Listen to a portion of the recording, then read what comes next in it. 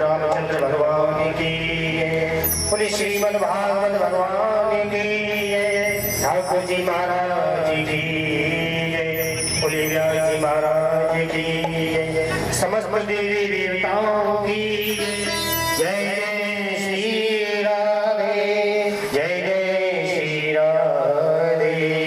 ओम नमः पार्वती पते हर हर महादेव। राधे राधे राधे राधे जय श्री राधे।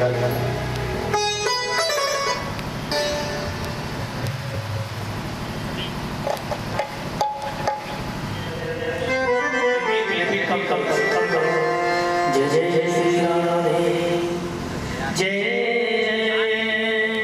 ओम स्वस्ति न इंद्रो वृषभा स्वस्ति नः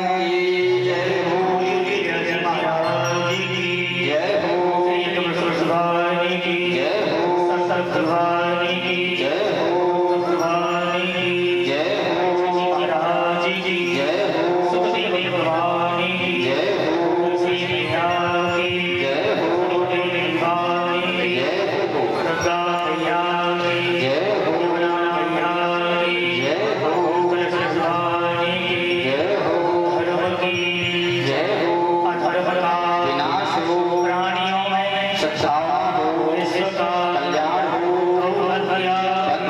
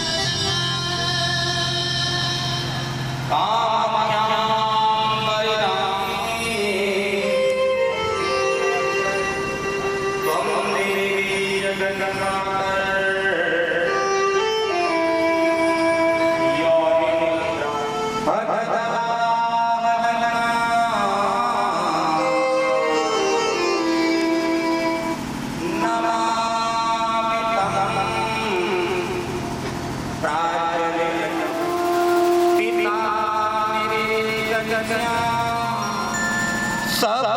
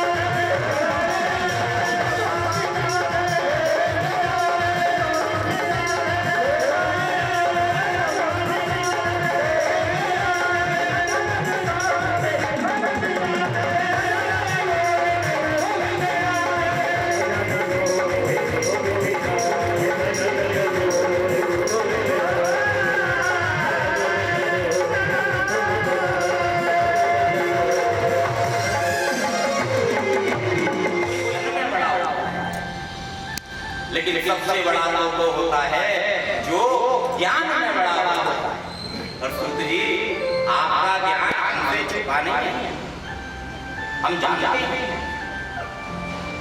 इसलिए हमारे मन में कुछ प्रश्न हैं, हम उन प्रश्नों को आपके सामने रखना चाहते हैं। जी मुस्कुराए तो बोले, सोनकादिक में आपको जानता हूं,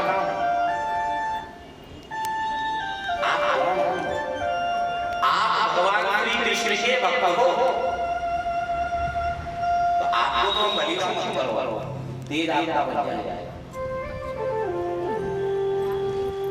चार बजे उठो, कुछ मत करो, उठो, साथ दूध से दही जमाया और दही से मक्खन निकाला, तब उसका भोग कन्हैया ने पाया। कहने का भाव भगवान श्री कृष्ण के भक्तों को फालतू की चीजों से मतलब नहीं है। दूध नहीं चाहिए, छाछ नहीं चाहिए, दही नहीं चाहिए, मक्खन चाहिए, साथ। मैं जानता हूं आप कृष्ण के भक्त हो, इसलिए आप व्यक्ति वार्ता नहीं करना चाहते, कथा सुनना चाहते, क्योंकि भगवान श्री कृष्ण कैसे हैं? टेढ़े। राम तो हरे हरे बोल देगा, बात तो जब कोई कृष्ण बोल के दिखाए,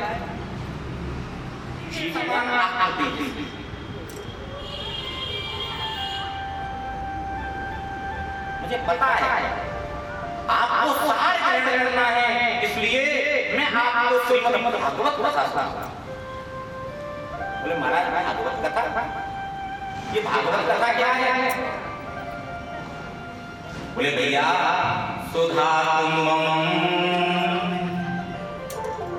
ग्रहस्तेवा दीवस्तत्र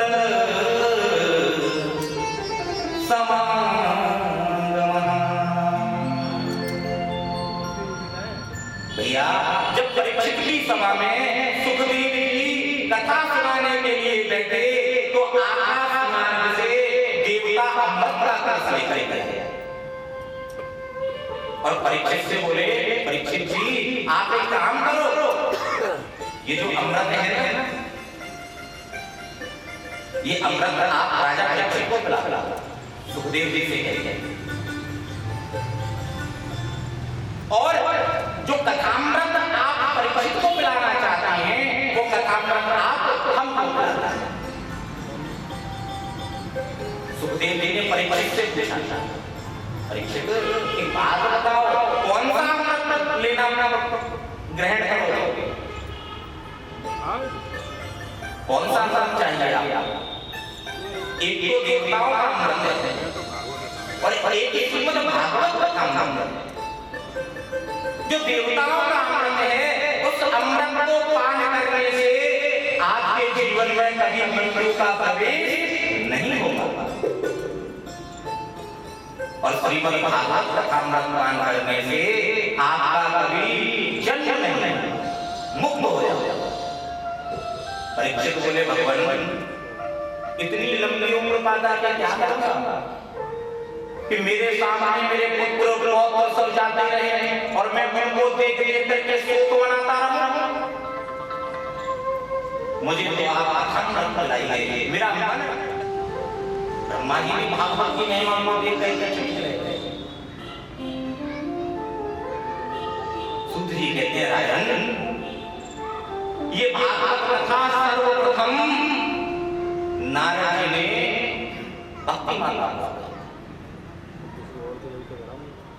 भक्ति माता के उद्धार के लिए नारद जी ने इस कथा को सुनाया। बोले महाराज समझ में आ गया, आप झूठ बोल रहे हो, क्या मतलब?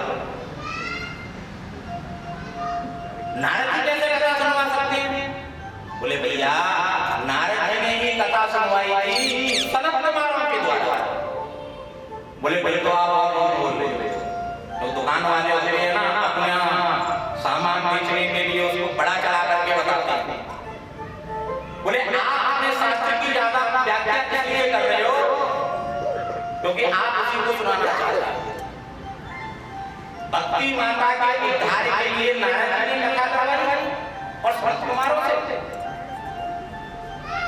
नारद जी 2 घड़ी से ज्यादा एक जगह टिकते नहीं, घूमते रहते हैं। और संत कुमार जी 2 घड़ी से ज्यादा कहीं बैठते थे। तो ये समागम अब हम मार्ग में जाए और सामने से कोई हमारा नाचने वाला मिल जाए और उसकी स्थिति थोड़ी सी बिगड़ी हुई हो, बाल बिगड़े हो, जो पहले अस्पष्ट और मुस्कुराते हुए रहता था आज वो स्थिति नहीं। संत कुमारों ने तुरंत रोक लिया, बोले भैया तो सही कहाँ जा रहे हो? अरे भो ब्राह्मण दीन मुका कुत चिंता दुर्गता। अरे नारद, आज ना तो तुम्हारे मुख में नारायण का नाम है, न पीड़ा पर कोई ध्वनि है, और इतनी जल्दी जल्दी में कहाँ जा रहे हो? नारद जी बोले भैया अहम तो यज्ञवाम पृथ्वी, मैं पृथ्वी से आ रहा हूँ। पृथ्वी से आ रहे हो? और इतने दुखी? बोले हाँ भैया मैं पृथ्वी से आ रहा हूँ, और इतना प्रभाव फैला दिया है कि आज ब्राह्मण ढूंढे से भी नहीं मिलते।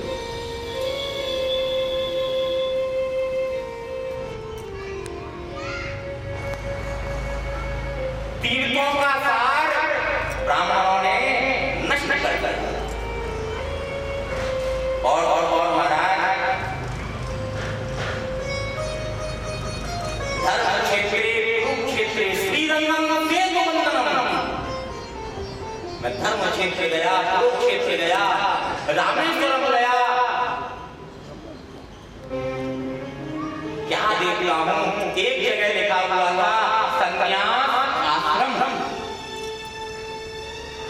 अब जैसे ही संन्यास आश्रम में गया तो वहां क्या देखता हूं कि सन्यासी मन पसंद भोजन बना करके ग्रहण करता है। जबकि सन्यास का नियम क्या है? हाथ ही पात्र है, ये आकाश ही हमारी छत है, और ये पृथ्वी ही हमारी बिस्तर है। यही हमारा आहार है। ना तो बर्तन की आवश्यकता, ना छत की आवश्यकता, और ना ही बिस्तर की आवश्यकता। और कलयुग में आकर होटलों से कम है क्या?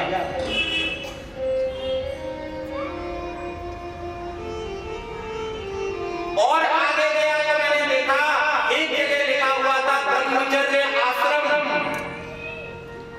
और जैसे ही मैं आश्रम के अंदर गया छोटे छोटे बच्चों की किलकारियां आ रही। मैंने पूछा भैया ये बच्चे कैसे हैं? अंदर से आवाज आई ये ब्रह्मचारी के बच्चे थे।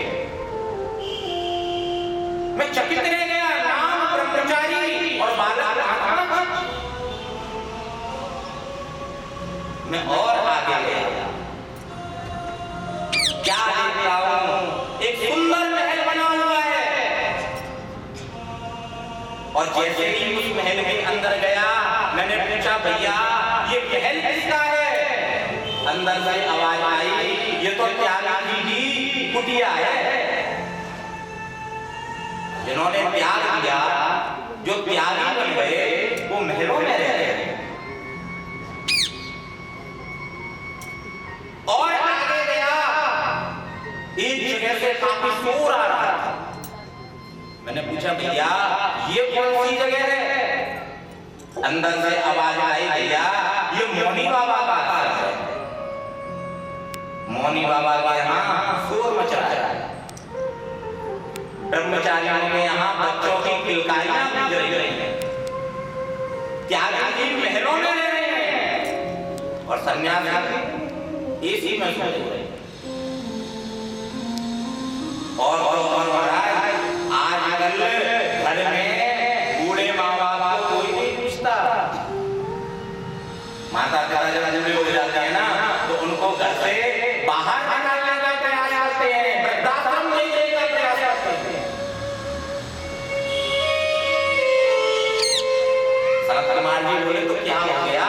घर में नई बहू आएगी तो उसकी तो चलने चाहिए। बोले हमें देवी कह रहे कि घर में नहीं रहोगी, नहीं चले। लेकिन कम तक एक बार बोले माँ बाप से पूछ तो ले।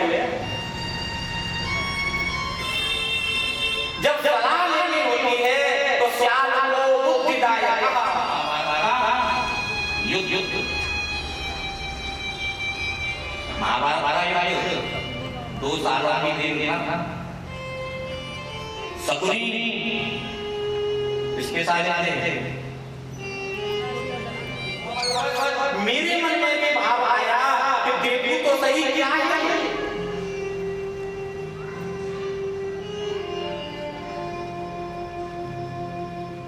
और जैसे ही मैं कौतूहलवश उस सभा में गया, उस स्त्री को देखा और उस स्त्री ने मुझको देखा। देख करके वो खड़ी हो गई और रोते हुए बोली, हो सावन क्षणं तिष्ठा मज्जिता मपितुरो।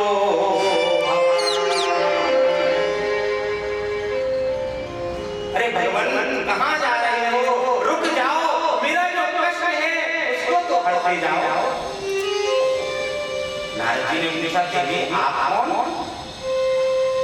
बोले प्रभु अहम भक्तिरिति चारा ज्ञान वैराग्य विप्रदा।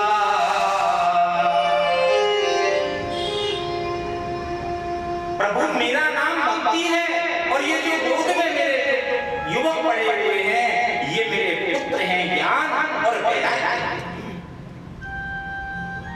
नारद जी बोले देवी ये आपके पुत्र हैं? आप तो जवान लग रहे हो और पुत्र बूढ़े।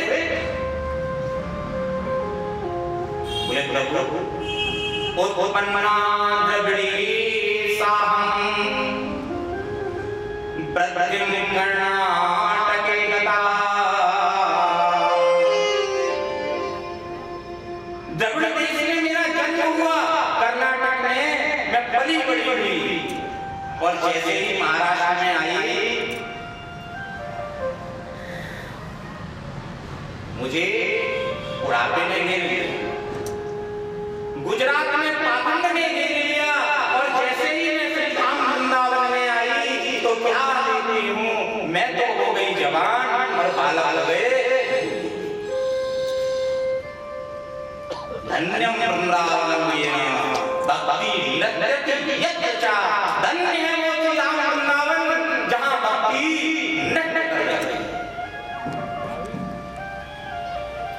जैसे ही मैं वृंदावन में आई मैं तो जवान हो गई और मेरे बालक बुढ़ापे में चले गए। जबकि नियम तो ये होना चाहिए कि माता को बूढ़ा और बच्चों को जवान होना चाहिए।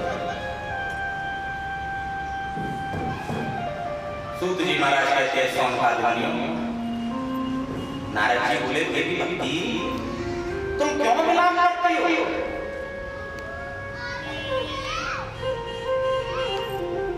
क्या तुम्हें पता नहीं जहां तुम चली जाती हो वहां भगवान आने में देर नहीं करते, दौड़े दौड़े चले आते हैं और फिर भी तुम मिलाप कर रहे हो।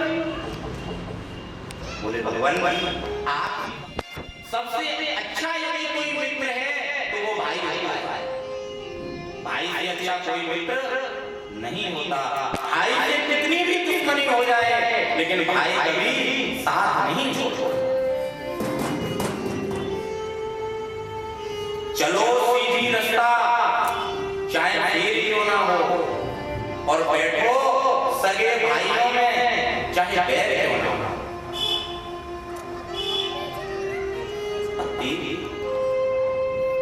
मैं कुछ प्रयास करता हूं तू निश्चिंत रहे।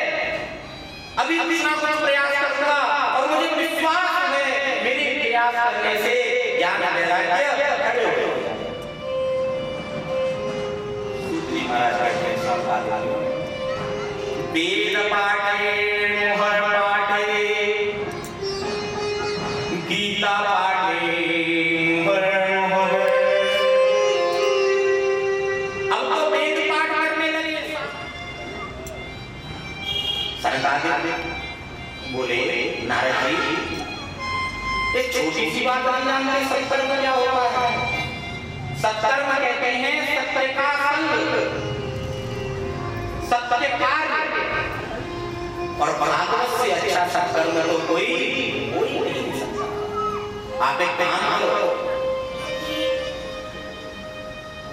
भक्ति और ज्ञान वैराग्य को सुनो, भागवत जब वो भागवत कथा सुनेंगे तो अपने ब्रह्म अवस्था को प्राप्त हो जाएगा।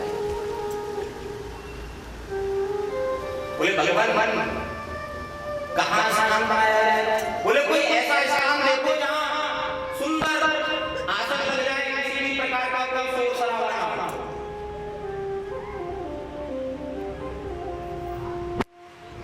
गंगा मारे समीपे चा तटकानंद नाम लहा। अब इसके भी दो ना, हरिद्वार में भगवान शिव के यहाँ जाने का रास्ता, मार्ग, द्वार, केदारनाथ और हरिद्वार हरि के यहाँ जाने का द्वार। बोले हरि की ज्यादा क्या होती है? हड़का का नहीं नाम माने हैं तो भैया क्यों ना गंगा द्वार होती है या नहीं मानेगा? गंगा क्योंकि ऐसी वाणी बोलिए मन का आपा कोई और शीतल करे, आप शीतल करो।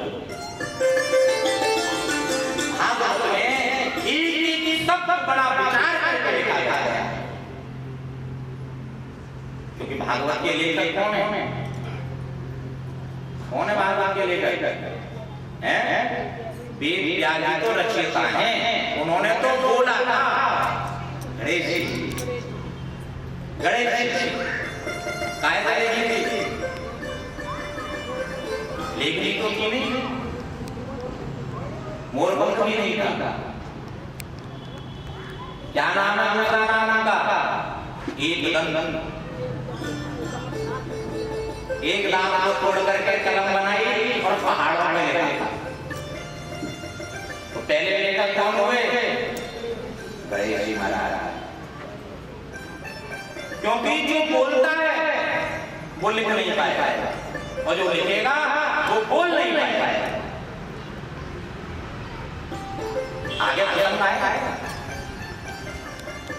आनंद नामक सुंदर आसन बनाया गया और उस आसन पर सनत कुमारों को बुलाया गया, उनका आवाहन किया गया, भक्ति माता का आवाहन किया गया और भक्ति माता आज आ गई। भक्ति माता ज्ञान वैराग्य के साथ कथा सुन रही है, बड़ी बड़ी सुंदर कथा बता रही है और कह रहे हैं भैया जिसने जीवन में एक बार भी मन लगा करके श्रीमद् भागवत की कथा नहीं सुनी, उसने अपना जीवन पशु पक्षियों की भांति नष्ट कर दिया। पशु पक्षियों का क्या काम है? खाना, पीना, सोना और डोलना।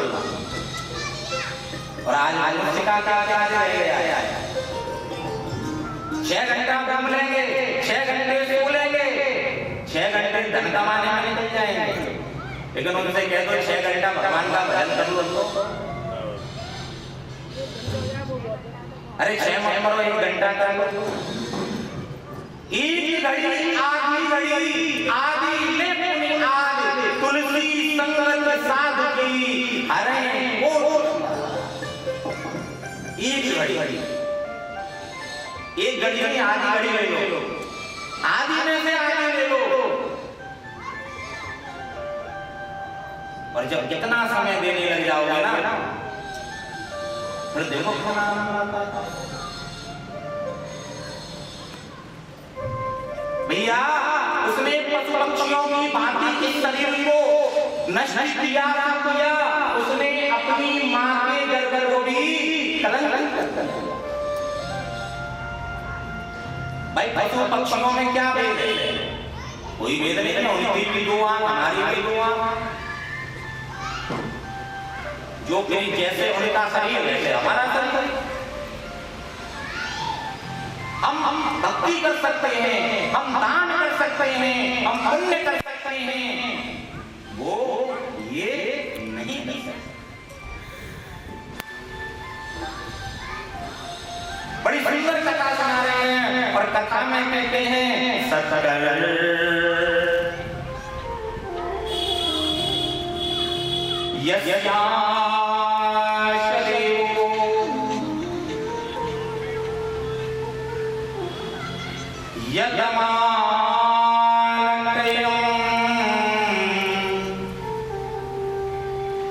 अब धीरे धीरे वहां भीड़ लग गई।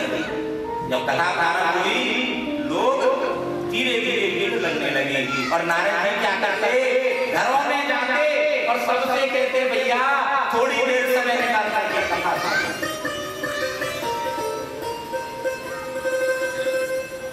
सब घरों में से बुला बुला करके लाया। जैसे तो जहां कथा हो रही हो और जो भगवान का प्रेमी हो, कथा का प्रेमी हो, उसके कानों में यदि सब तो चले जाए तो कितनी भी कोशिश कर ले अपने आप को अपने आप के कदम वहां पहुंच ही जाए।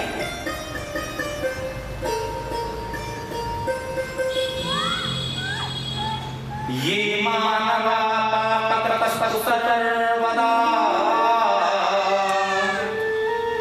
सदा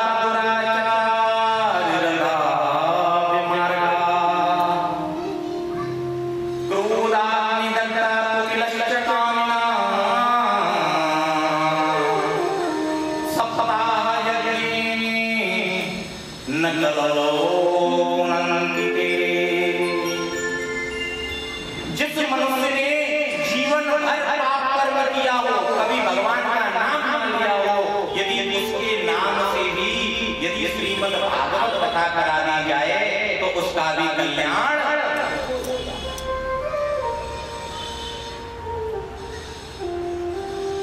सौनकादि मुनियों ने पूछा क्या ऐसा हुआ है?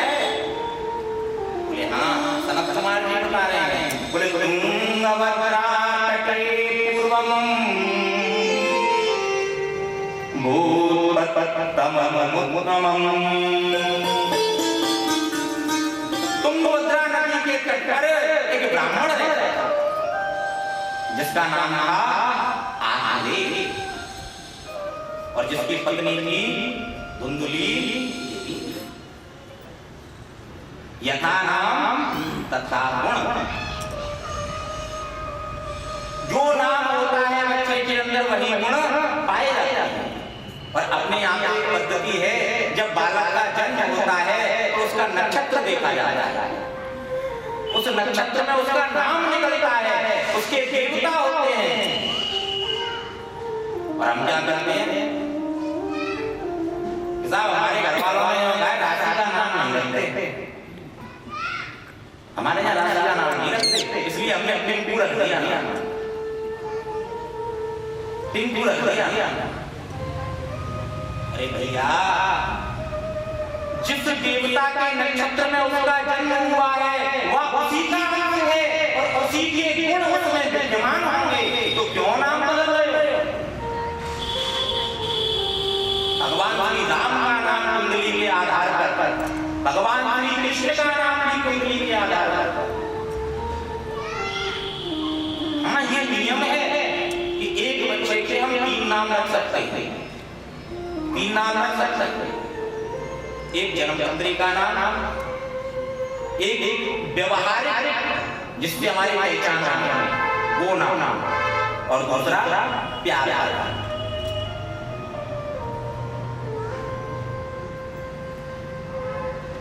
धुंधुली देवी, धुंधुली मतलब गंगा, धुंध जमी हुई, और ऐसे ही उसके विचार। और आत्मदेवी त्रिकाल संध्या करते थे, और जब आत्मदेवी घर से बाहर चले जाते थे तो ना मुझे ना कोई काम आते, बस पति देव गए, पड़ोसन के घर गई, वहां बतराई, दूसरी पड़ोसन के यहाँ गई, वहां 4 बराई गई, तीसरी पड़ोसन के यहाँ गई। और जैसे ही देखा कि पति देव आने वाले हैं, शाम को नहा धो करके तिलक चंदन लगा करके ऐसे घर में एक तुलसी का पौधा रोज पंडित जी जल देते थे, लेकिन फिर भी वो पौधा सूखा का सूखा रहता था, कभी हरा नहीं होता। और उनके यहाँ एक गाय है, उस गाय में भी कभी ना कोई बच्चा बछड़ा ना बछड़ी कोई चंचली। अब भैया जब तक बात अपने घर में रहे तब तक तो ठीक है, और जैसे ही पड़ोस में पहुंचे, पहले तो पड़ोसी अच्छा मिले, ये भी सबसे बड़ा सुख है। पड़ोस अब एक बात प्रातःकाल उठे, स्नान करके भ्रमण करके जा रहे थे कि पड़ोसी ने देखे और देखते ही बोल पड़े, राम राम, आज मैंने किसका मुंह देख लिया, इसके तो कोई बात नहीं, और मैं तो जरूरी काम से जा रहा था, आज मेरा काम नहीं है। आप देव के खाना में ये सब पहुंच बोले भैया क्या मतलब? बोले पंडित जी तुम्हारे यहाँ कोई पुत्र पुत्री नहीं है ना, अगर ऐसे व्यक्ति का मुंह देख लिया जाए तो बने बनाए काम हम बिगड़ जाएंगे। ये बात महादेव के मन में गई और उसी समय अपना सब कुछ छोड़ करके तुंगभद्रा नदी के तट पर आकर के बैठ करके विलाप करने लगे।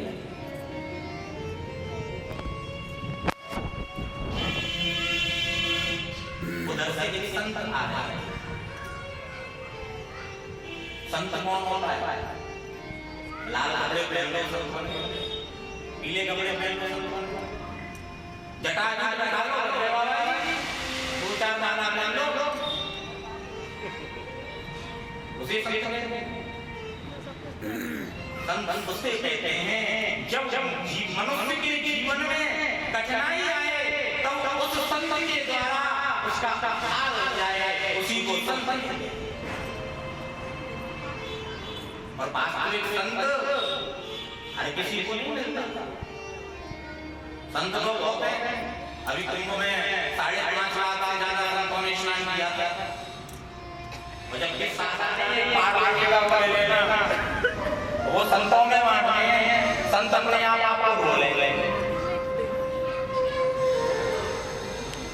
लेकिन प्यारे जब हरि की कृपा होगी तो संत अपने आप आ जाएंगे, और आज प्रभु की कृपा हुई, आप देव के पास में संत पहुंचते हैं और देखते भी बोले कथम रोदसी विपत्तम काते चिंतावलियसी। अरे क्यों रो रहे हो, क्यों विलाप कर रहे हो? तुम इतने विद्वान हो करके और ऐसे दहाड़े मार मार के रो रहे हो, बात क्या है? मेरे ऊपर कृपा करो। वो बताओ, वो समझो वो ना किडनी खराब होते हुए भी वो कितनी चेहरा संत हृदय नवनीत समाना। संत का हृदय मक्खन की तरह मुलायम होता है। यदि संत के सामने आप प्रार्थना करोगे तो वो स्वीकार अवश्य करेगा और कृपा जरूर करेगा। जब देखा आपने देव देव विलाप कर रहे हैं, नहीं मान रहे हैं, तो उन्होंने क्या किया? एक कमंडल में से फल निकाला, आत्मदेव ये फल खिलाओ, अपनी पत्नी को खिला देना, तुम्हारे यहाँ बालक का जन्म हो जाएगा। अब फल लेकर के आत्मदेव देव घर पहुंचे और उसी से अपनी पत्नी को दिया, देवी ये लो फल, और इसको खाने से तुम्हारे यहाँ पुत्र होगा। फल लेके पंडित जी तो चले। अब पत्नी सोच रही है जब फलंदे को मारा अपनी बहन को बुलाया, बोली देख तेरे जीजा जी गए पता नहीं कहाँ और वहां से ये फल ले आए, और कहते हैं फल को खाने से हमारे यहाँ बालक का जन्म। अब बहन भी बता तुम इन फलन से बालक लगे हैं क्या? छोटी बहन क्या जहां पर अन्न धन का भंडार लगा हुआ है वहां कोई खर्च करने वाला नहीं है, और जहां कुछ नहीं है वहां खर्च करने वालों की लाइन लगी है। तेरे यहाँ इतना सब कुछ होते हुए भी पुत्र नहीं है, और मेरे यहाँ कुछ ना होते हुए भी 8 पुत्र खेल रहे हैं, और 9वां मेरे। अगर पुराना मामा एक बात कहूं, तुझे पुत्र की आवश्यकता है और मुझे धन की आवश्यकता। तू एक काम कर, तू मेरा पुत्र ले ले और बदले में मुझे धन दे। दूसरी ने मन में विचार किया, बहन है तो सही रही है, इस फल को मैंने खा लिया और बालक गर्भ में आ गया, और बालक हो गया देवदेव की तरह 12 वर्ष गर्भ नहीं बैठा रहा, मेरा तो पूरा शरीर खराब हो जाएगा, मैं कुछ नहीं कर पाऊंगी। सूत्री महाराज कहते हैं स्वर्गाधिनियों, अब मन में विचार कर रही थी कि मैं गर्भवती हो जाऊं और गांव में आग लग जाए, सबको चले जाए, लेकिन मैं नहीं जाऊंगा। उसके मन में ये भाव नहीं आया कि गांव में कथा होगी, सब कथा सुनने के लिए जाएंगे, लेकिन मैं नहीं जाऊंगा। जागी रही भावना जैसी ब्रह्मगत देवी दिन। सूत जी महाराज कहते हैं स्वामियों, विचार कर ही रही थी। बहन बोली, देख बहन, तू अपने पति से कहना कि मैं गर्भवती हो गई, और मैं तेरे जब बालक का जन्म दूंगा पीछे के रास्ते से बालक दे दे। इस फल का बोले तेरे यहाँ गाय भी तो है, उसके यहाँ कोई बछड़ा या बछड़ा नहीं हुई है, तू एक काम कर, इस फल को ले और उस गाय को खिला, पता भी चल जाएगा क्या। धुंधली ने ऐसा ही फल गाय को खिला दिया, पीठ पर कपड़े बांध लिए और पति से कहने लगी, मैं तो गर्भवती हो गई, मैं तो गर्भवती हो गई। देवी की प्रसन्नता का ठिकाना नहीं रहा, और धीरे धीरे समय हुआ, और जब समय हुआ बहन के यहाँ बालक का जन्म हुआ, और पीछे के रास्ते से बालक को धुंधली के यहाँ दे दिया, धुंधली ने दे दिया। अब तो देवी की प्रसन्नता का ठिकाना नहीं रहा, सब दरबार में आज ब्राह्मण संस्कार करने के लिए गए, और समय जैसे ही आगे निकला, धुंधकारी के साथ धुंधली के साथ साथ गाय के यहाँ भी एक बछड़े का जन्म, जो पूरा शरीर मनुष्य का केवल कान गाय। अब नामकरण संस्कार करने बैठे आदिदेव, और विचार करके बोले, मेरा नाम आदिदेव, मेरे बच्चे का नाम होगा परमात्मा। धुंधली बोली, अच्छा कष्ट हम सहे हैं, और नाम आप अपने नाम से मिलता जुलता। बोले नहीं, ऐसा नहीं होगा।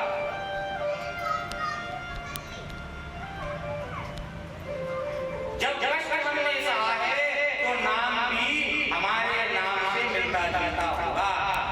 बोले देवी आप हो जाओ, बोले मेरा नाम धुंधली, इसका नाम धुंधकारी होगा। अब आदिदेव जी ने सोचा, जब मैंने अपने पुत्र का नाम अपने ऊपर रखा तो इसकी मां को बुरा लगा, तो गाय के पुत्र का नाम भी गाय के ऊपर ही रखा जाएगा, इनका नाम गोवर्धन। अब भैया बालक कल्पना हो तो दूधपान कराया जाए, और बालक तो गोद लिया हुआ है, अपना नाम को है ही नहीं, कोई मतलब ही नहीं, तो कौन सा बुलाया, बोतल वाला। स्त्री को चाहिए कि कम से कम 6 महीना अपने पुत्र को अपना दुग्ध बनाए। पर हम क्या देखते हैं, बालक का जन्म तो बाद में होता है, उसके लिए बोतलें दूध की पहले घर में आ जाए, फिर क्या है, बालक छोटा था दूध की बोतल, बड़ा हुआ पेप्सी की बोतल, और बड़ा हुआ दारू की बोतल, और बड़ा हुआ खून की बोतल, फिर ग्लूकोज की बोतल, पूरा जीवन निकल गया, लेकिन बोतल नहीं छूटी। बोतल तो भगवान के सामने ही जाकर करती थी। अब बाला क्या करते हैं, बोले पहले गुरु तो माँ होती है, माँ ने बोतल पकड़ा ली, मैंने बोतल पकड़ ली, अगर माँ माला पकड़ाती तो मैं माला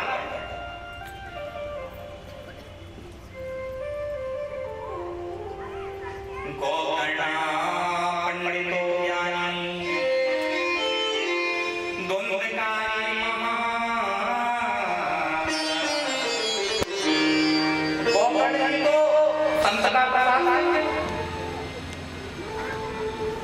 नियम संयम में रहते और विद्वान ब्राह्मण बने, और द्वंद्वकारी बच्चों